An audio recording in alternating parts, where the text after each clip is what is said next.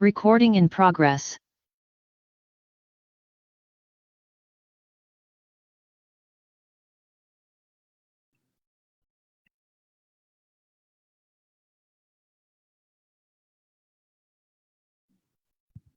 Hi, Diane, Annabel.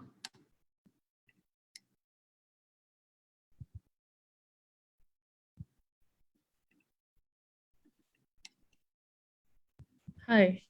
Hi, Amira. Hi, hello. Okay, I think we'll start now. Good afternoon, everyone. I'm Amira Rafi, and I'll be the moderator for today. Welcome to today's CLE series webinar on merger and acquisition and due diligence. We will begin shortly, but just as a housekeeping, you will all have the opportunity to submit text questions for today's presenters by typing your questions in the questions panel.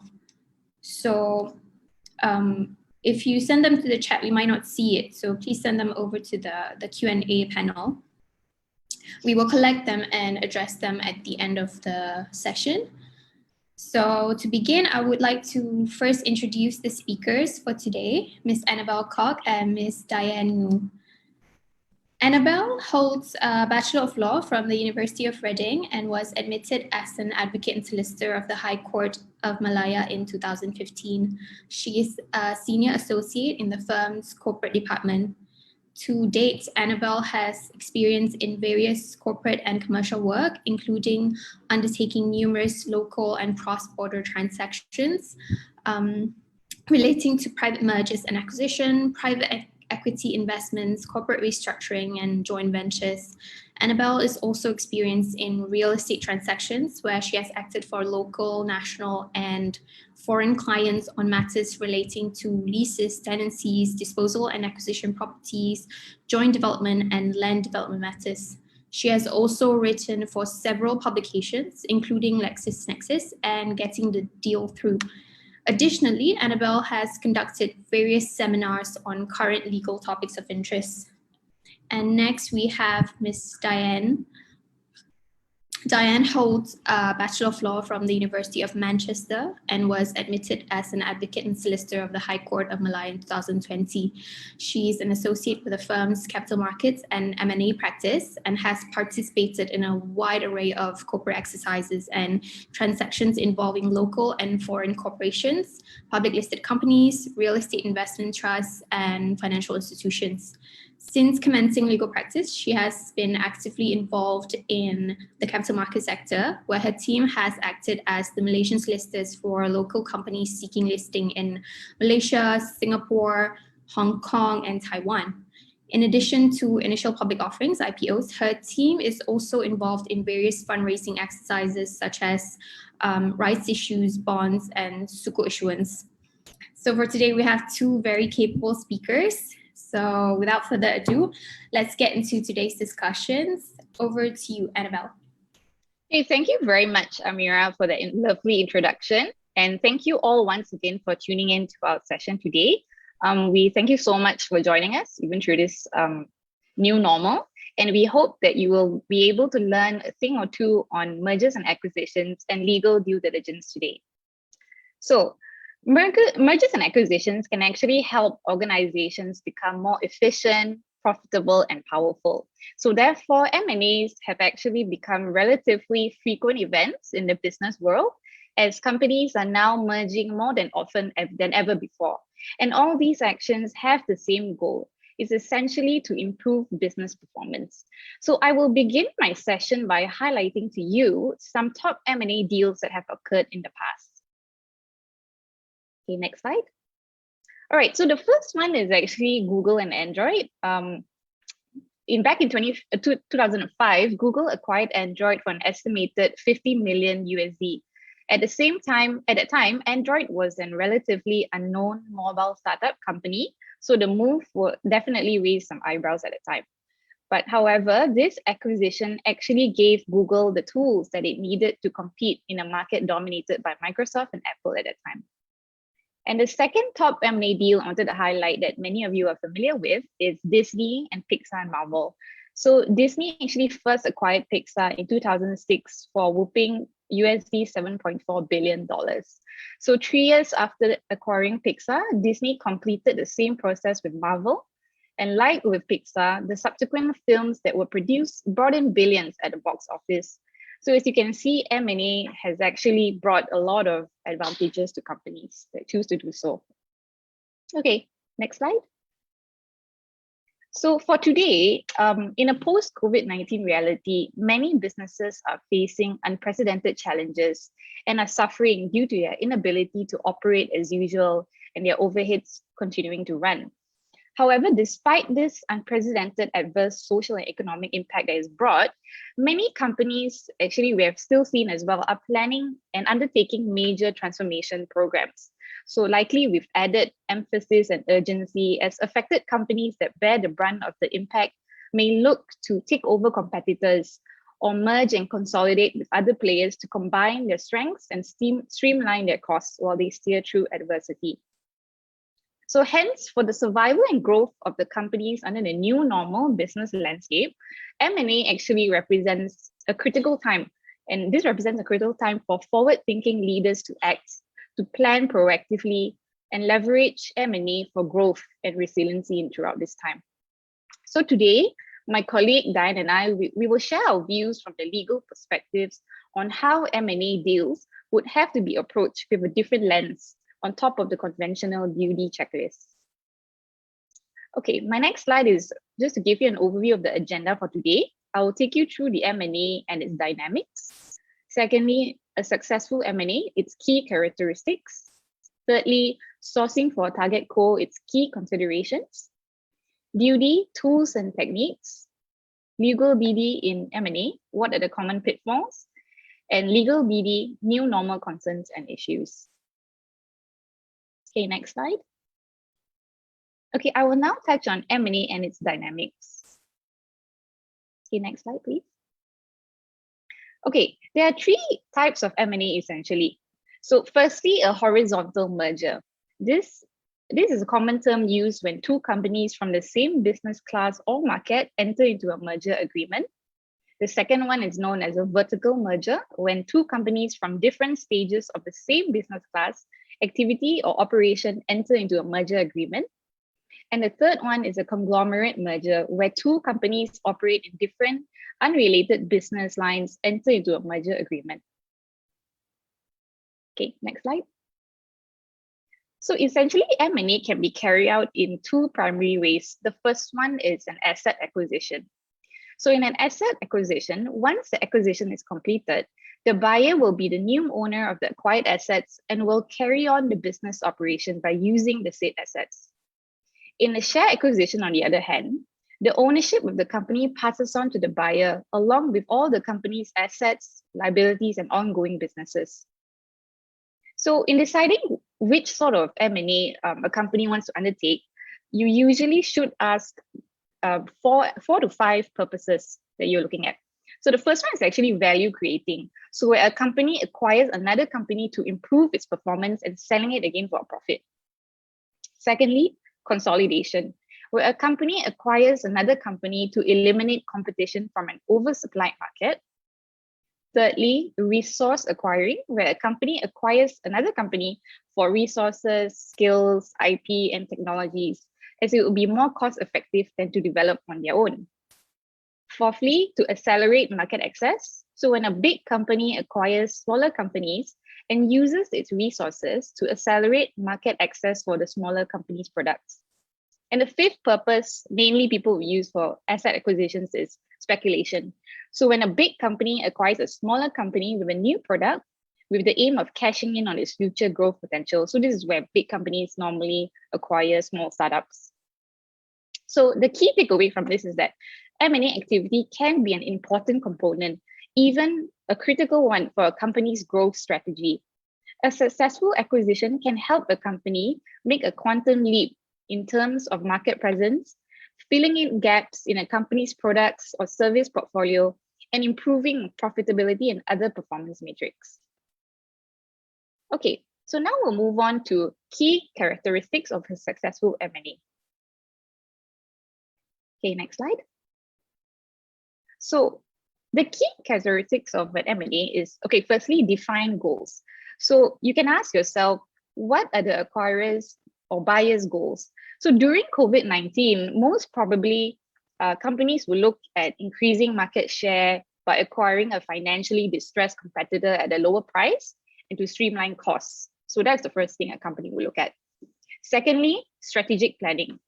Linking an M&A strategy to your company's overarching growth strategy and identifying acquisition targets that is or strategic fit for your company with synergy. So that is an important key thing to look at as well. The third one, acquisition of asset as an integral business strategy. So close alignment of market serves, technologies owned, R&D, research and development direction, financial position, revenues, market share between the target company and buyer would also be a key criteria to look at when conducting an M&A. Fourthly, to assign a full-time resources for M&A. So it's important when undertaking this exercise that a dedicated team is created, an executive role with a clear mandate to drive the organization strategy. So that is important as well.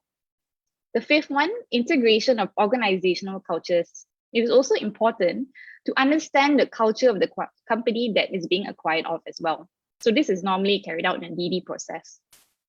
Number 6, transparency. So disclosure of information such as business finance, legal situations, and other issues that may impact the M&A transaction to the other party are essential to the success of an M&A transaction.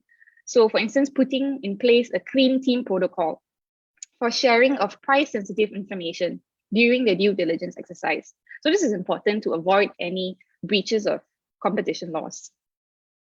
Okay, and number 7, lastly, is to put in place an experienced legal team. So the legal team would be in charge of reviewing corporate information to provide a guide as to the basic corporate structure of the target company and any possible associated companies, such as subsidiaries or other interests held by the target company. So it's important for the legal team to also review all existing contracts to uncover any breach or highlight any material clauses on payments, indemnity, exit clauses, or any claims against the target company, and any related party transactions which are crucial for the buyer to be aware of. So those are some of the key things to look at to undertake a successful M&A. Okay, moving on to the next slide. So sourcing for a target company. Some of the key considerations I want to highlight when sourcing for a target co is that an acquirer should focus on these 3 aspects when sourcing for a target co. Okay, next slide. Yeah. The first one is strategic and financial criteria. So for instance, industry equity restrictions. For example, a logistics industry where a company requires a Carrier A license from APAC. So this will require 51% Malaysian shareholding, of which 30% must be held by Bumiputra to obtain that Carrier A license. So, and it is possible to have a 49% equity shareholding to be foreign owned. So these are some of the things to look at when acquiring a company. The second thing is affordability and profitability of the target company. An acquirer should look at revenue, net assets, cash flow, tax considerations as well. And the third one in looking at the strategic and financial criteria is the shareholding and management structure of the company. What is the buyer's desired level of control over the target co? If they're not buying 100% of the shares of the target, which amount is appropriate for that M&A to be undertaken? Okay, the second target factor is operational factors. For instance, establishment of the target co. The buyer must consider the target company's existing clientele and customer base, network of suppliers, brand reputation, distribution channels, and geographic location. It's also pertinent to look at R&D requirements. Does the target have the necessary licenses, permits, patents, and R&D expertise? And the third one is production criteria. You need to look at available facilities, manpower supply, production techniques and capacity, supply chain management. So those are sort of the operational factors to look at in an M&A. Okay, and the third one, synergy considerations. So this is actually one of the most important selection criteria. Market expansion. So the M&A of the target co will lead to having a more dominant position, or would there be an increase in the market share in the relevant market and industry? We can also look at asset and infrastructure utilization. Will the M&A deal lead to optimization and enhancing the efficiency of the use of the assets and infrastructures of both the buyer and the target co? And this is actually especially important during the COVID-19 pandemic as well. Okay. Next, diversifying portfolio. It's important to note whether the M&A deal increases products, services, portfolios, whether it combines the expertise of two companies as well. Does it reduce organization layers? Does it increase efficiency of processes, consolidation? And also, lastly, to look at economies of scale. Does it reduce production costs? So those were the key things to look at during and conducting, even before undertaking an M&A. So I will now pass on the time to my colleague, Diane, who would take us through the DD and tools and techniques in carrying out the DD. Okay, over to you, Diane. Yes, thank you, Annabel, for giving us a really good snapshot about what M&A is and why people do M&A. In the next part of today's webinar, I will actually take you guys briefly through the tools and technique for due diligence, and also what due diligence is, what due diligence entail, and why do people do due diligence. I mean, in our line of work, even as lawyers, we hear about due diligence a lot. So what is due diligence exactly? We'll go to the next slide. There is no one right definition for due diligence, but what it basically is that it is a process of verifying information. It is also a process of investigation, and it is a research process conducted on a target company. So in the context of an M&A, a due diligence conducted on the target company would be basically the buyer wanting to find out more about the company, wanting to understand more about the company. And also the whole objective of this due diligence is for the buyer to feel more comfortable that his or her expectations regarding this target company are correct. Because a lot of the times, what you see on the surface might not be what you get. So due diligence is all about digging deeper, asking the right questions. And in mergers and acquisition, purchasing a company or purchasing a business without doing enough due diligence, it actually increases the risk for the purchaser, because when you buy a company, you are actually buying the whole package. So you're buying the good side of the company, you're buying the bad side of the company, you're buying everything in between. It is almost like buying a secondhand car. You want to read all the reviews online, you want to consult enough people about cars so that you get the best purchase for value. So this is more from the buyer's perspective. What about from the seller's perspective? Because due diligence is mainly conducted to provide the purchaser with enough assurance and trust. You want to show the purchaser that what you see is what you get. I am giving you something for this price and it is worth the price. So due diligence, in a sense, it may also benefit the seller, because when you go through this rigorous examination of your own company, sometimes you may reveal that certain information may show that the fair market value of your target company is actually more than what you initially thought it to be. So it is, there are some cases where the sellers, they will prepare their own due diligence reports themselves prior to potential M&A deals. So we'll move on to the next slide. So the question is, again, what is due diligence? Like I said just now, it is really about asking the right questions and asking enough questions. So it will boil down to the most simple 5W and 1H, the who's, the what's, the where's, the how's, and the why's. So for instance, when you want to acquire a target company, you will ask who controls the company, who owns this company, who is the current officers and top management of the company. You will also want to know, like Annabel mentioned, you want to know who are their clientele, who are their major suppliers, who are their customers. Obviously, because you're buying the company, you would want to know what the principal business of the company is, what the nature of business is. And when you go deeper, you will also look into their agreements. So you would want to know what kind of agreements has this target company entered into, what sort of obligations is this company currently undergoing. And when you look at the company structure itself, sometimes when you buy a company, you would also want to look at the corporate structure of the company. Does it have a lot of subsidiaries? You also want to look at the management structure. Where is the company's business based? Does it have does it carry out business in foreign jurisdiction? And most importantly, especially in tough times like now, where COVID-19 is prevalent, you would want to know why is the owner selling the company? So what is the rationale? And what will the owner of this company do after they sell the company? So these are really just basic questions that there is no set of fixed question. It really, as you go along the due diligence process, as you review more information and documents, there may be more relevant questions you would want to ask the seller. So then again, it boils down to really asking enough questions. So there's never too many questions, because at the end of the day, it is crucial for you, before you put in so much money to acquire a company, it is really important for you to understand the target's business, to understand all the risk involved as when you become the owner of the business. And you also want to verify the information provided by the seller, because the seller may want to usually the sellers would want to show you the best picture of the company. They will put their best foot forward, but at the end of the day, you are the buyer. You have the obligation to verify those information. And that is where comprehensive and good due diligence come into place to protect your interest as a buyer.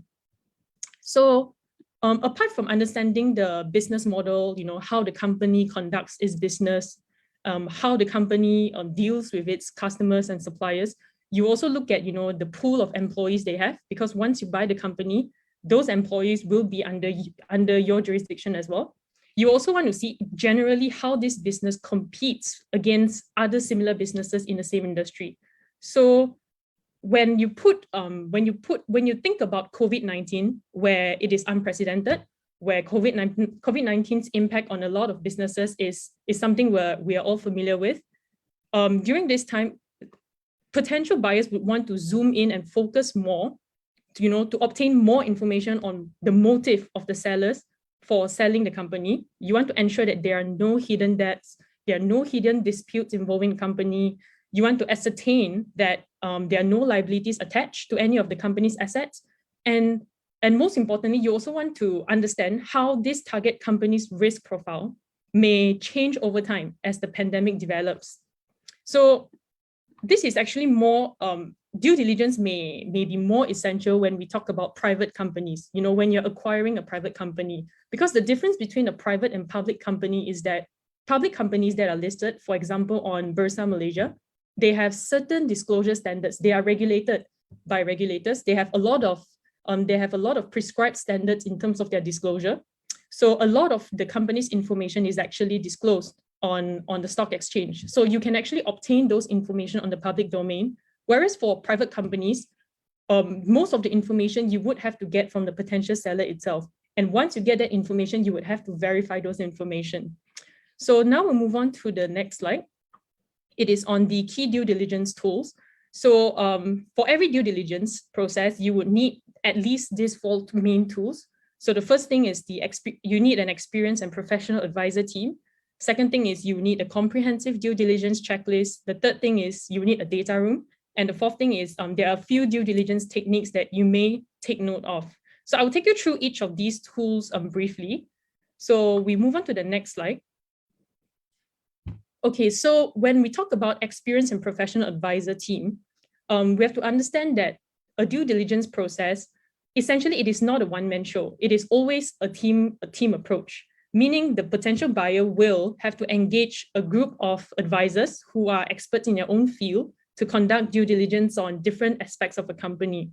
So for instance, as lawyers, we will come in to conduct legal due diligence, where we look at the corporate structure, we look at their contracts, we look at all legal related, look at their licenses, their compliance with the laws, and then the lawyers will also be drafting the relevant transaction documents for the M&A. And then there will also be the accountant, because lawyers, they don't look at numbers. So the accountant will come in to audit or review the financial documents of the company. And then at the same time, you may have investment bankers who will be in charge of negotiating the deal and leading this whole deal.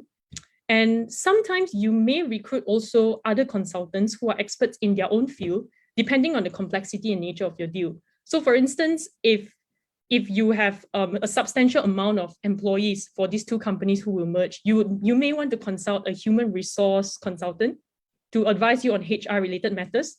You may even, when you acquire, for example, an IT company, the buyers may consider hiring an IT consultant or a database consultant to just test out the target company's technology, because all these are very niche field of area where you will need experts to come in to make sure that everything is all right. Everything is what the seller says it is.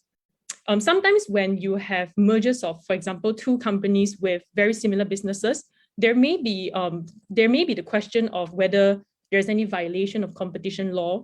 So that is where the buyer may also consider engaging an antitrust counsel to come in to review the documentations to make sure that the merger will not result in any sort of violation of the competition law.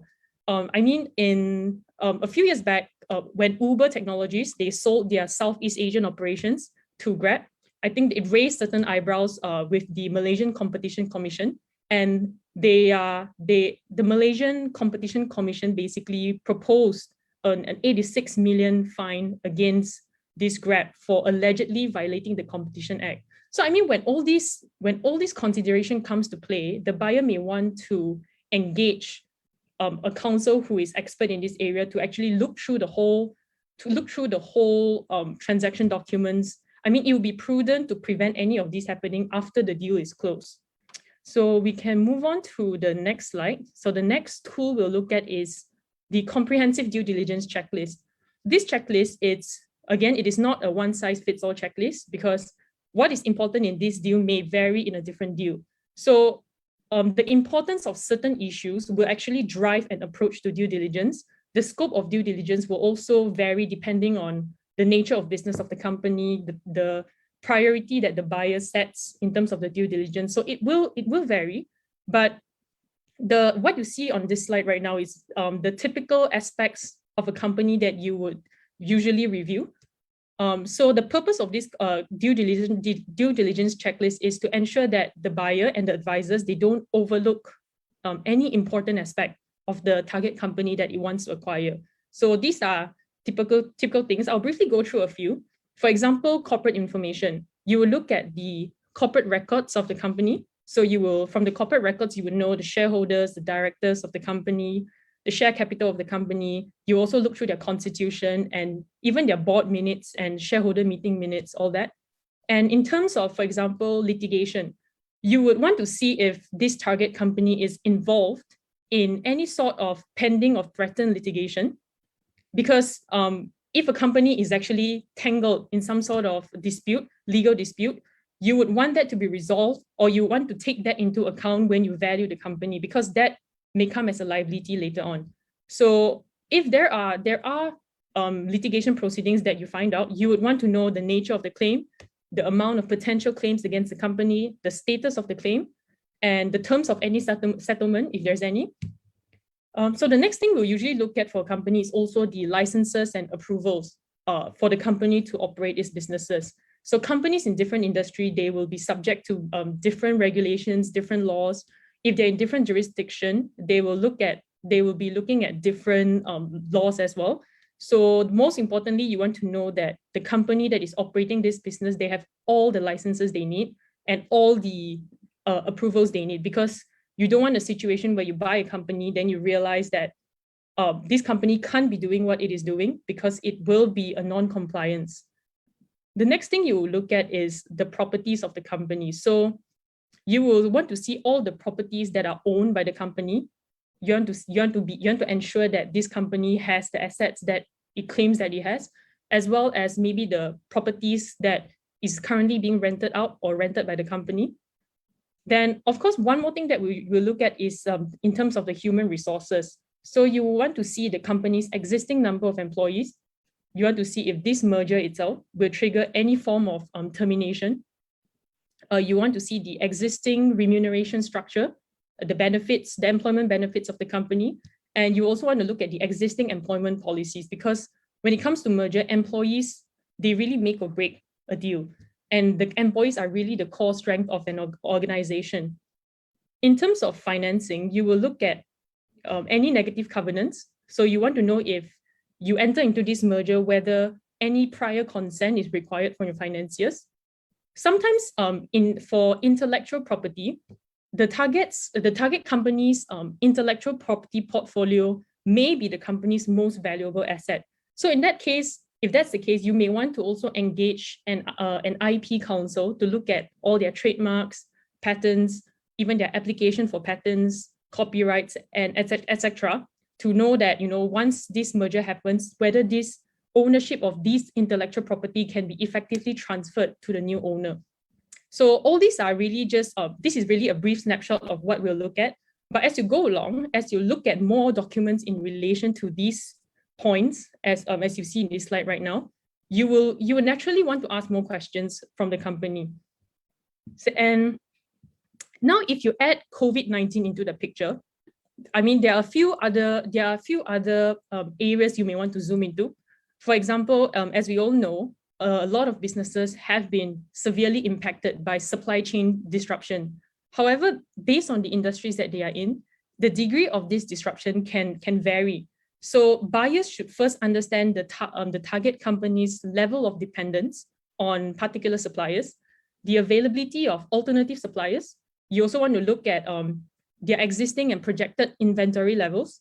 And as you go along, you would have other more specific lines of inquiry. So the next thing, as I mentioned earlier, when you look at the employee, given this whole pandemic situation we're in right now, a lot of company has shifted to a remote working environment. So in light of that, you want to look at the current status of the company's workforce. You want to know if there are any reduction of workforce. You want to know the portion of employees that are still working in office and the portion of employees that have to work from home. And in light of that, you also want to know the impact of this whole remote working arrangement to the business operations of the company. So there are a lot of things to actually look at. The other part is also contract performance of the company, which I will dwell into later on. So to briefly sum it up, for contracts, you want to make sure that this target company is able to fulfill all of its contract performance. So if there are any anticipatory breaches or actual breaches of contracts that you find out in the course of your due diligence, you would want to make sure that these are taken into account. You would want to know the consequences of a contract breach, or you want to know if there are any possible termination of contracts, because all this will really factor into the value of the company itself. So we'll move on to the next slide. The other due diligence tool that was mentioned earlier is this virtual data room. So we mentioned due diligence is a lot of reviewing of documents of the company. And the most cost and time effective way to do that, especially in this time of pandemic, would be through a virtual data room. So this is basically an online cloud service or online data room where the target company will upload all of the relevant documents that you request, and the advisors will then have access to this room to review the documents and to ask for more information as necessary. So this in times of COVID now, right, virtual data room is actually more essential than ever to reduce any risk of infection. It will also facilitate and expedite the due diligence exercise, even during a complete lockdown where travel restrictions would prevent advisors from traveling. However, it should be noted that although virtual data room is something commonly used, sometimes the target company may have certain sensitive documents where they are reluctant to upload to a virtual data room. So in that situation, that you will have to then figure out another way or wait until the restrictions are loosened before you can attend, you can go on site physically to inspect the documents. So we'll move on to the next slide. So now we'll just briefly talk about some due diligence techniques. Again, this is just certain techniques that you can take note of. Due diligence is all about asking questions. So you can't be afraid to ask questions. There is never too many questions because as a buyer, you want to make sure you cover all grounds. And the next point is you want to avoid any sort of communication breakdown. So I know that a lot of us are working remotely now, but when you are involved in an M&A deal, when you're involved in a comprehensive due diligence exercise, I mean, email may be a wonderful tool because it is a form of, it is a passive form of communication, but it may not be the best way to communicate when there are certain issues to be discussed. And certain issues, it may be too complex to be conveyed through email. So sometimes you may want to consider phone calls or video conferences to discuss potential areas of focus.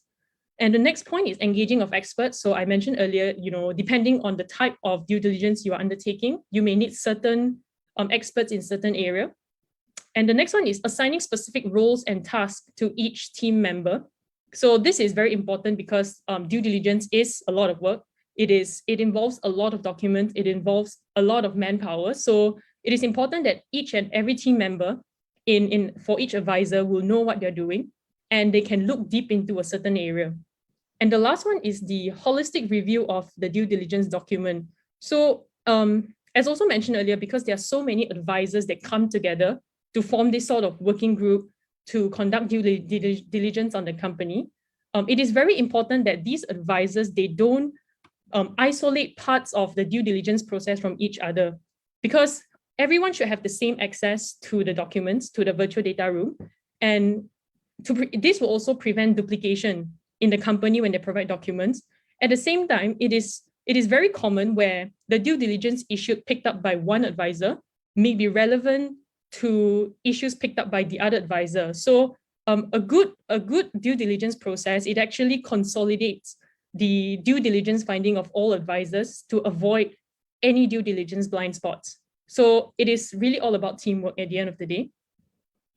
Okay, we'll move on to the next part of the sharing. So now we'll talk a bit about the common pitfalls of legal due diligence in M&A. So the common pitfalls of M&A, on the next slide, the first one is what all buyers are really scared of.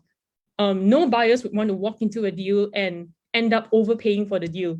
Like, no one likes a bad deal.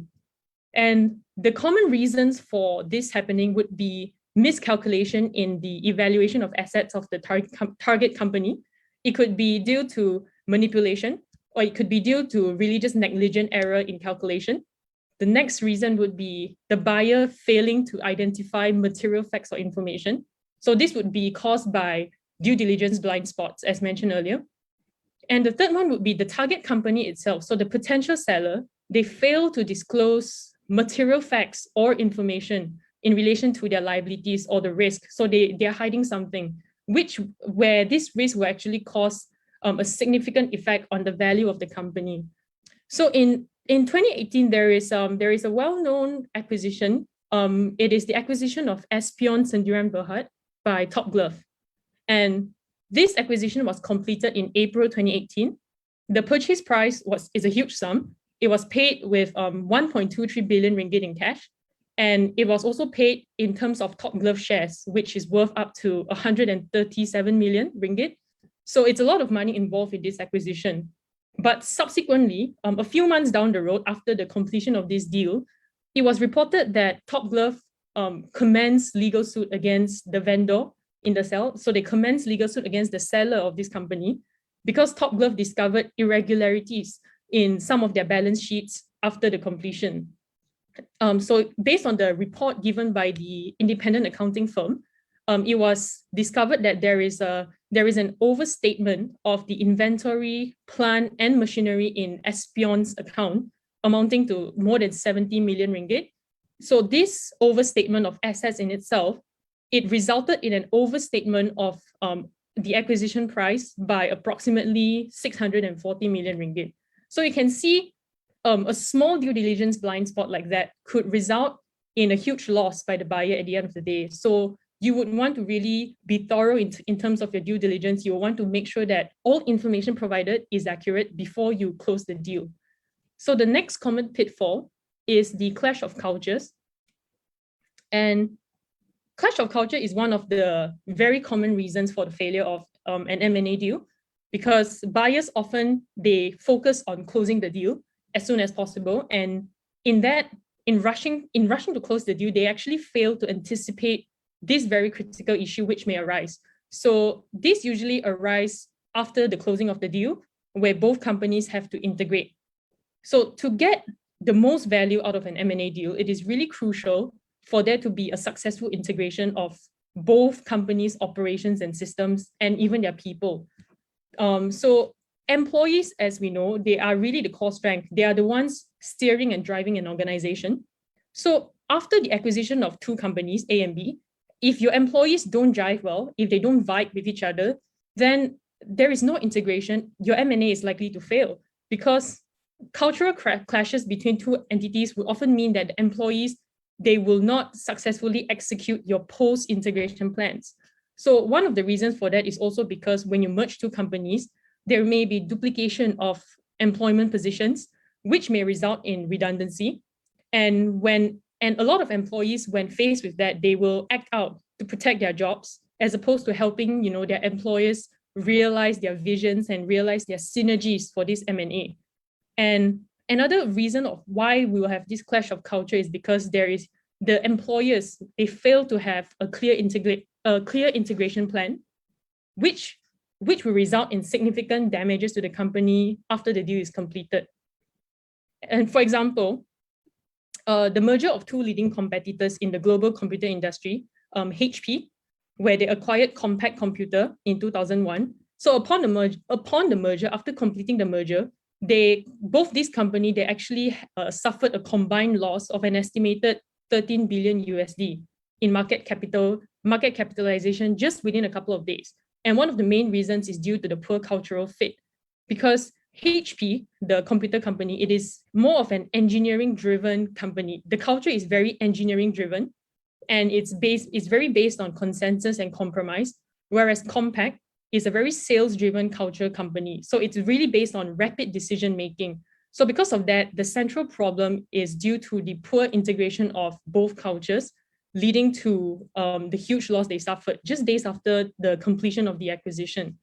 So the bottom line is, when you are contemplating a merger, it's really not about closing the deal as soon as you can, because both management from both parties will really have to communicate properly and adequately to implement the post-integration milestones step by step.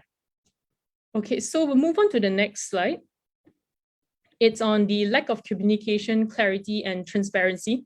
So it is very crucial for a buyer to, before they close a deal and shake on a deal, they will have to communicate the terms of the deal that they want. You have to communicate any deal breakers that you have upfront, and you have to obtain all the necessary details and information in relation to the target. And at the same time, you also have to ensure that there's no discrepancies after the acquisition or merger. So having an in-depth knowledge about the company's business and the suppliers, the employees, it will actually make it easier for the buyer to plan and strategize their business plans after the acquisition. Because the last thing that a buyer would want in an M&A deal is to have any surprises. So by knowing the company in and out, you would avoid risks such as, once you buy the company, you realize that the existing suppliers of the target company is unable to meet the demands of your now much larger client base, as some of your suppliers may have already maxed out in terms of their capacity. In some cases, you have to watch out for certain contracts with suppliers and customers where they may have contractual terms that allow them to just walk away and take their business elsewhere due to the merger. So this may cause major headache to any company after an acquisition deal. So in terms of a due diligence, a lot of times the potential sellers may be reluctant to share negative information about their own company, because obviously you want to paint the best picture of your company, you want to put your best foot forward, but it is really important for you to note that everything will eventually come out in the due diligence process. So your problems may surface after the buyer does a bit of digging. So it is always better to be upfront about your potential issues of the company so that you can control the narrative. A rule of thumb for business owner is to also remember that you don't want your potential buyer to find out about your problems in your business for the first time during their due diligence.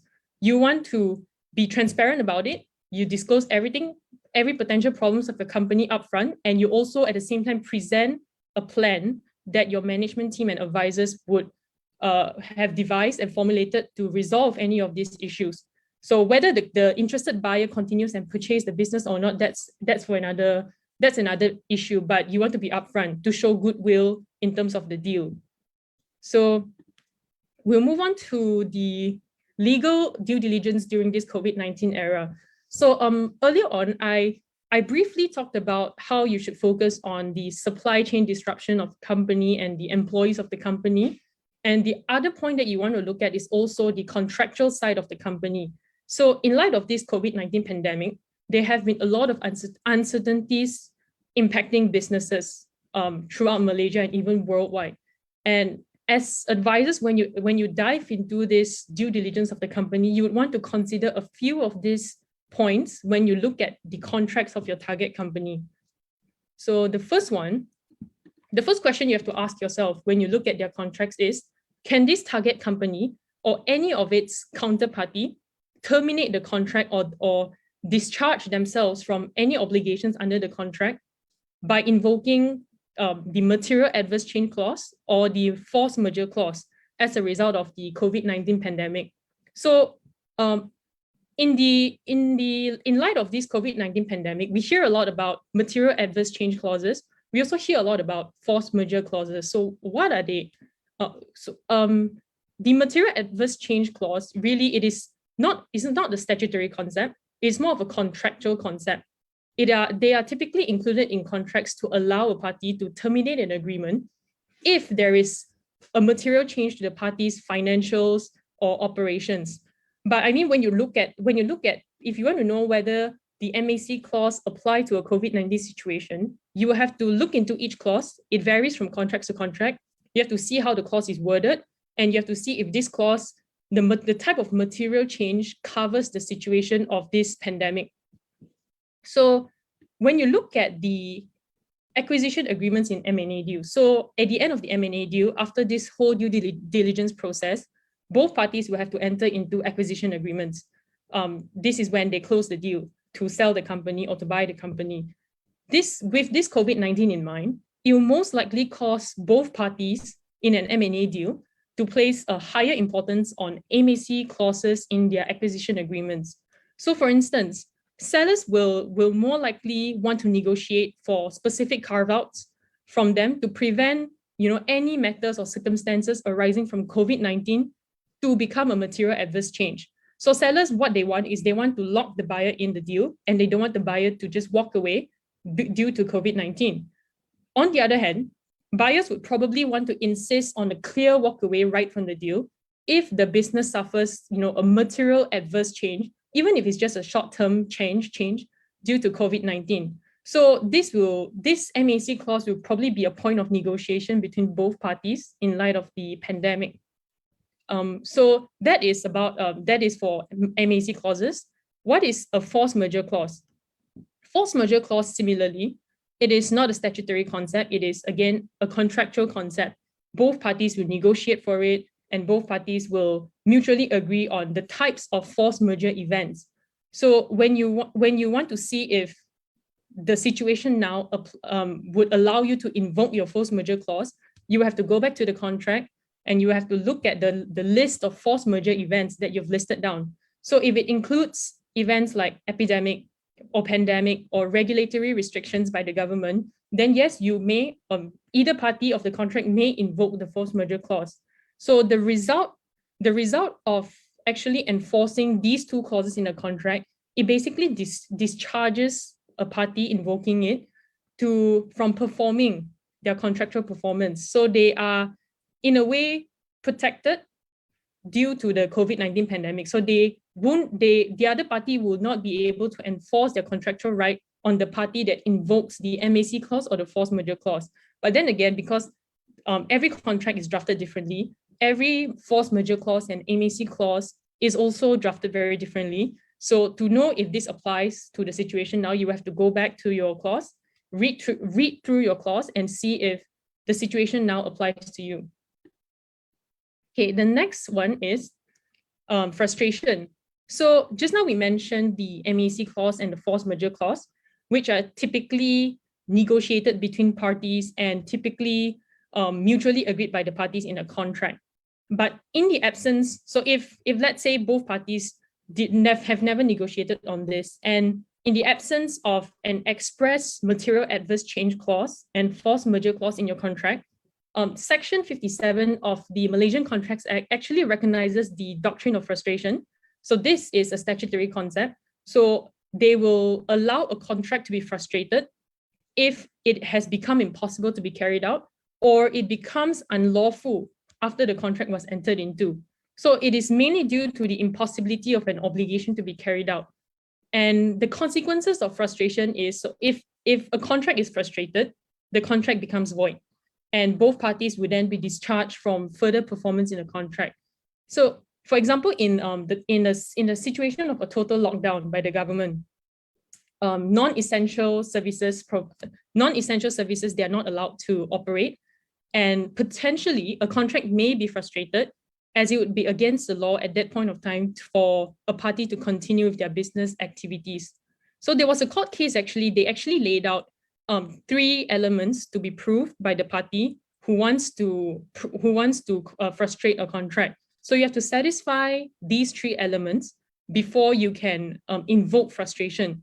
And the first one would be, the event must be one for which no provision has been made in the contract. So we put ourselves in a situation of the MCO. Due to the MCO, when you look at your contract, you realize that your contract has no mention, your contract doesn't cover a situation where you're unable to perform due to the MCO. So this limb is typically easily satisfied. And the second one is, the event must be one for which the promisor is not responsible. So then again, we look at COVID-19 and MCO. It is definitely beyond anyone's control. So this limb, once again, is easily satisfied. But the third limb is actually the hardest limb to satisfy, where the court must find it practically unjust to enforce the original contractual obligation. So when you have this subjective element right there, the party that wants to invoke frustration and wants to prove frustration of a contract has to show sufficient evidence to the court that it is unjust to enforce the original contract. And it should be noted that a contract cannot be frustrated just because it is inconvenient or just because it is difficult to perform. So then again, it boils down to the circumstances of each case. It depends on how strong your case is when you prove the case in court, to show that it is really unjust to force you to continue performing your contract under the current circumstance. So we go on to the last one, so this is on the recent legislation enacted by our government. It is the temporary measures for reducing the impact of COVID-19 2020.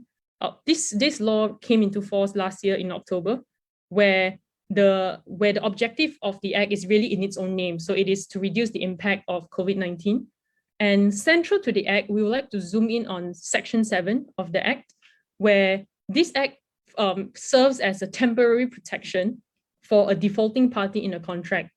If your inability to perform is caused by the measures prescribed or measures made or taken under the Prevention and Control of Infectious Diseases Act, meaning under the Prevention and Control of Infectious Diseases Act, the government has set out a lot of restrictions, a lot of travel restrictions.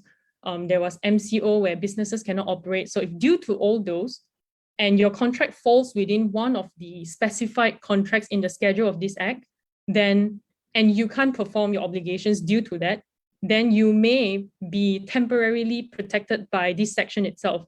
Because if you satisfy all 3 elements, essentially the other party, they are unable to enforce their contractual rights against you. So when this legislation was first enacted, it was actually, the operational period was only up until December last year. But as you all know, the COVID-19 has not been getting better, and businesses had to remain closed for a longer period of time. And therefore, the operational period for this act has been recently extended up to end of this year. So this act, when a party wants to protect themselves because they can't perform anything, they will have to make sure that first, the category of their contract falls within the specified contracts in the schedule. So I'll just point out a few examples of contracts that is eligible for this temporary protection. So there are construction work contract, or construction supply related contract, professional services contract, leases or tenancies for non-residential properties, event contract, for example, for the provision of any accommodation or transport, or even contract by a tourism enterprise. So all these are actually prescribed and specified contracts that is protected under this COVID-19 Act. So when you conduct due diligence, having all these in mind, you will want to look at all their material contracts, and you want to determine if any of the target company's contract fulfill the above mentioned requirement. So if they do, they are essentially protected from any potential contractual actions by the counterparty. And at the same time, you also want to see if any of their counterparty has defaulted in the contract and therefore will be protected. So you want to look at both sides of things. And one more thing to note is that when you do due diligence on your target company and all these contractual considerations come into play, you want to make sure that the target company have maintained proper records of document pertaining to their inability to perform their contractual obligation due to the pandemic or MCO, because when it comes to future disputes, all these document trails and evidences will be important for the courts to determine the outcome. So with that, I have pretty much ended what I intend to share today.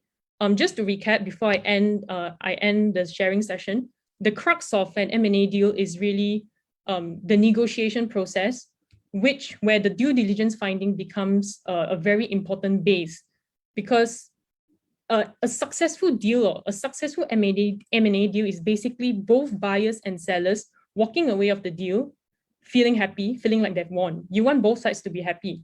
And because of that, what is really important when you close the deal is for both parties to feel like their needs were satisfied in a fair and equal manner.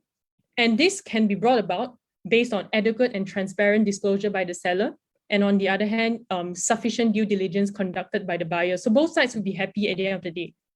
So finally, it is really important to recognize that due diligence is a very important groundwork for a successful negotiation in an M&A deal. So with that, I have reached the end of my sharing today. Back to you, Amira.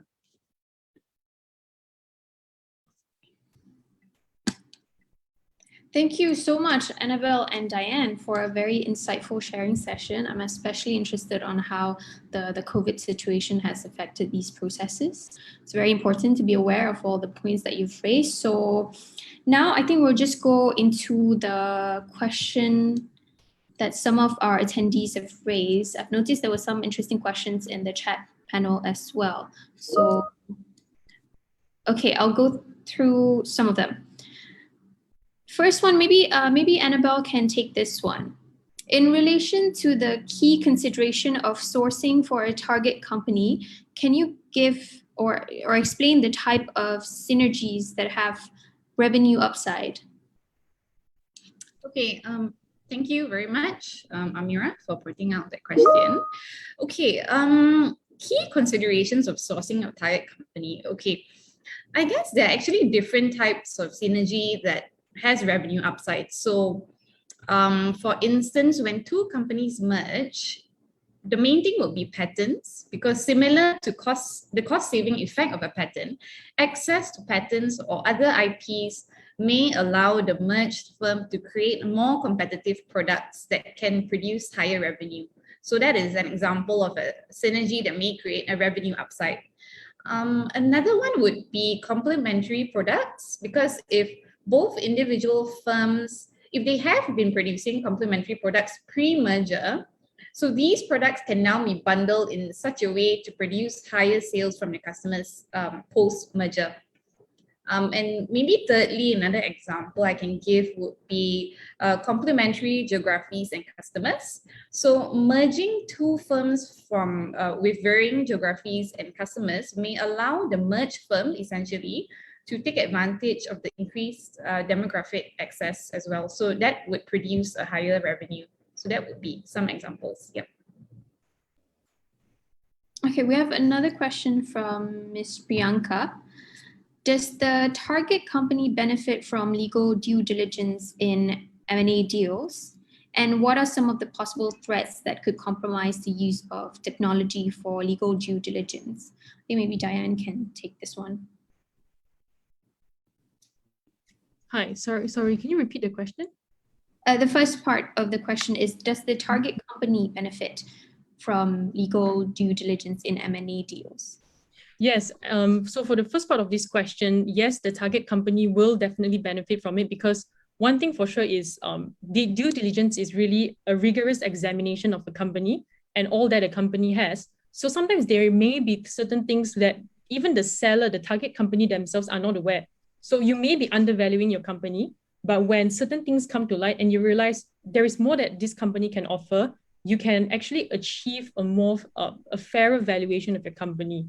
So that is why I think I mentioned just now, there are certain situations where sellers would prepare a due diligence report for their own company to show to the buyer. But of course, at the same time, the buyers would have to do their own version of due diligence on the company based on these information provided by the seller. But yes, there may be things that the sellers are not aware of until you actually dig deep enough. So I hope that answers the question. What's the second part? The second part is, what are some of the possible threats that could compromise the use of technology for legal due diligence? So when we talk about technology for due diligence, I would think that you're referring to the idea of a virtual data room. So virtual data room is something that a lot of due diligence processes are adopting, especially in this time of pandemic. So one of the most common threat that a lot of people share would be cybersecurity threats, because when you upload your documents online, there is a risk of leakage, there's a risk of security breaches. So in terms of that, companies may want to look into subscribing for a more secure cloud service in terms of uploading their documents, and a service that ensures that has an enhanced security policy to prevent leakage of any confidential information. And certain cloud services where you actually pay for the service, you can also restrict the access. So the person uploading the document actually has full control of the documents. You can restrict the usage of the documents, you can restrict how long people can view the documents, and etc. So it depends on how much security you want. You get what you pay for. So the more you pay for it, the more security you can obtain in terms of the virtual data room. Yeah. Okay, thank you, Diane. We still have quite a few questions to go through. We'll try our best to go through all of them, maybe not all of them. Okay. In relation to the common pitfalls in M&A, what are the questions that we have to ask the vendors to prevent overpaying the deal? I think maybe Annabel can take this one. Okay, thanks, Amira. Okay, common pitfalls. Okay, so basically there should be three key questions, mainly why do you want to complete the deal? So I think that should be the first question that the purchaser has to ask, because that would assist you in also coming up with your budget for the estimated purchase price for the transaction. Secondly, what are your main goals in completing the exercise? So it's, as I mentioned earlier as well, like what is the key consideration that you're undertaking this M&A for? Is it to take over the smaller company to eliminate competition, or is it to take over the company so that you can synergize and have a larger market share in that sense? So that should be a key consideration. The third question could be to look at what are the other ways besides acquisitions that will allow you to reach these goals. So for example, coming up with a comprehensive valuation report would be actually very wise in terms of deciding whether your company needs to complete its own valuation or hire someone else to complete it. So either way, collecting key business information relating to the target would yield a more realistic and appropriate price point in determining, how much you should pay and how much not to overpay.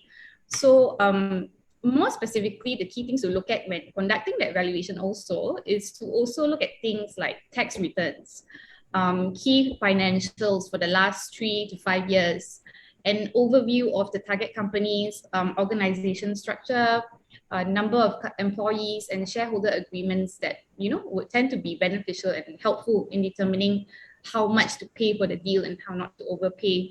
So price is also very important, but it's also important to get like a rough starting point as well. So this would help in determining how much would be appropriate. Yeah. Okay, thank you for that answer. Next one, what is the advantage of conducting extensive legal due diligence?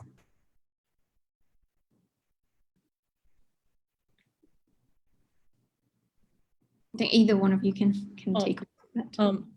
Okay, I'll just start off first. So extensive due diligence, as you know, it would take a lot of time. It will be really time consuming, and the cost may also rack up. But it is really important to conduct extensive due diligence, because rather than relying on the contractual protection, so you know how acquisition agreements, you may put in a lot of representation and warranties to try to protect the buyer's interest, but you would want to, instead of enforcing these reps and warranties post, after the deal itself, you would rather have these problems flag up at the forefront, and you would want both sides to actually resolve these issues first before you actually sign the deal.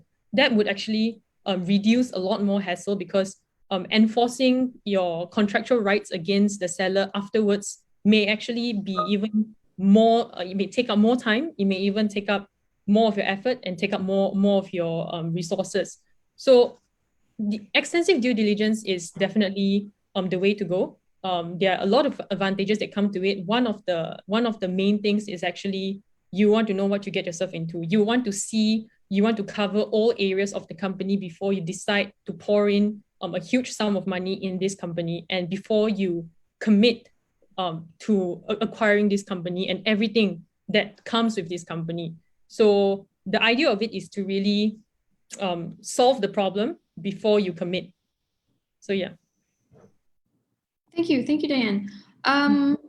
Okay, we have Muhammad Imran asking, I don't understand the point of material contracts in performing due diligence. Can you enlighten me, please? Thank you. I think maybe Annabel can answer this one. Yeah, sure. Thanks. Okay, thanks for the question. So the term material contracts that were being used throughout our presentation and also highlighted by Diane earlier. Okay, materiality is something very important in determining at the outset of the duty to help the acquirer to identify which sort of contracts are material to the target company's business among the commercial contracts, operational contracts, and financial contracts. Because as you know, a company may have, especially a company that has been established a long time ago, they may have numerous and thousands of contracts as well. So you cannot expect the legal DD team to actually sift through every single contract that they have, even small contracts, for instance, purchase of printers for your office. I mean, obviously those contracts would not be material in that sense. So to determine which contracts are material, it's also important to determine the amount, the threshold that the acquirer may want to set at the preset. Because before the DD commences, like Diane explained as well, there will be sort of a checklist. So parties would agree on the threshold that will be set. For instance, 5% of the target company's net asset value, So that would, I hope that would help clarify what exactly material contracts would be, and identifying it as well. Yeah, to also add on what Annabel just said, so what Annabel mentioned was more of the quantitative side. So there you may set a certain threshold, a quantitative threshold on the contracts you want to review, because sometimes it may be impractical to review every single contract that a company has entered into. So you then set a quantitative threshold. For example, if it's 5% of the net asset value of the company, if it's 1 million ringgit, then you will only review contracts that exceeds this 1 million ringgit threshold. So those would be deemed as important to the company. At the same time, sometimes you also want to look at contracts more on the qualitative side. For example, contracts that may not so much have a quantitative value to it, but in terms of the obligations that it imposes on the company due to the nature of the contract. So certain contracts, they may be out of the ordinary business of the company, but it may be at the same time important for you to review because it may have implications on the company. So examples for it would be existing shareholders agreement. So before you purchase this company, you want to know, what obligations the existing shareholders are obliged to follow their contractual obligations as shareholders, because when you step into their shoe, that may be your obligation, or even the merger itself may be a breach of that agreement. So you also want to look at contracts that are more onerous on the company in nature.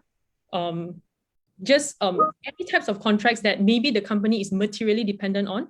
So then again, this is a very subjective thing. It may vary from company to company. When you set out your first information request list to the company, you have to set out the scope of contracts that you want clearly to be able to obtain all this information. So yeah, hope that answers the question. Okay, I have another interesting question. Are there alternative ways to overcome travel restrictions that make it impossible to attend physical site visits? Hi. Okay. Are there any travel? So we all know that now it is hard for advisors to travel to physical sites to inspect the documents and all. So now people may. One of the ways that we've mentioned is to upload the documents to the virtual data room. So that is pretty much one of the best alternatives so far. But as far as inspection of the premises of the company goes, physical site visit may be one of the more important elements of your due diligence, because when you take over a company, you take over their premises, you want to know where it's located, what is in the premises and all that. So physical site visit in that sense is very important, but if given the time limitation of your deal, given that time is of the essence, sometimes you may be unable to head to the site physically in time. So sometimes people may come up with innovative ideas, like they may do a live stream. So the sellers may just do a live stream of their premises, or even take videos of their premises, or even as simple as pictures of their premises. So it depends on which of these would satisfy the buyer. So maybe pictures for me is not enough. I want to see, I need a more thorough physical inspection of your site. So I would rather a live stream. So it really depends on what the buyer wants. Yeah. Okay. We're nearing the end of our session. I'll take one more question, last one. This one's for Annabel. In advising clients for M&A, how do we address the possibility of anti-competition or antitrust during the M&A? Okay, thanks Amira, and thanks Yong Ki Kin for the question. Okay, so this is actually a very interesting aspect. Recently, we also worked on an RDS here on the transaction, a DD transaction, where the company A and company B, basically the merging entities, they were big players in the market as well, specific industry. So a potential problem will arise in the sense that in the M&A, in the DD process, there would be a need to exchange information relating to various financial information, or sensitive price information, like how much, would that competitor normally sell, how much is their revenue, their profits and things like that. So that would raise that the thing that you've mentioned on the anti-competition or antitrust issue. So normally how DD lawyers approach that to reduce the risk of a breach of an anti-competition or antitrust law would be, as I mentioned very briefly earlier, to put in place a clean team protocol and a clean team arrangement. So what that means would be, for instance, at VDR that Diane mentioned as well. So that would be restricted access to certain key individuals in the DD team. So that price sensitive information will only be disclosed to certain groups of individuals in the company or the lawyers as well. So for instance, the key principals of the company will not be able to will not be privy to that information. So that's a restricted access in that sense. Then you can also enter into a clean team agreement and confidentiality agreements, NDAs. So that would put in place all the documentations that would avoid a breach of anti-competition law. So in the future, if MyCC comes back, and especially if it's a big transaction, if MyCC comes and investigate and does a look into that process, if the companies have in place those documents and protocols to show that steps are being taken to avoid anti-competition breaches, then that would actually assist. Yeah. Okay, thank you so much. Guys, I'm sorry we're not able to go through all of the questions. There's quite a lot, but feel free to reach out to us, Annabel, Diane, should you have any further questions. So lastly, I would like to thank everyone for attending today's CLE series webinar, Merger and Acquisition and Due Diligence. We have more coming up, so be sure to be on the lookout for those webinars. If you have any questions, like I said, please contact us.